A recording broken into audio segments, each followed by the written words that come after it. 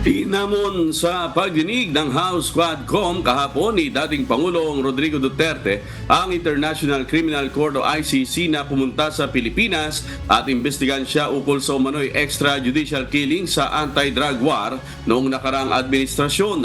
Kasalukuyan na nag-iimbestiga ang ICC sa mga nangyaring paglabag sa karapatang pantao sa nagdaang anti-drug campaign. I'm asking the ICC to hurry up, and if possible they can come here and start the investigation tomorrow. This issue has been left hanging for so many years.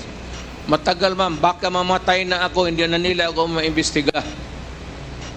So I'm asking the ICC through you na pagpunta na sila dito bukas, umpisahan na nilang investigation. And if I am found guilty, I will go to prison and rot there for all time.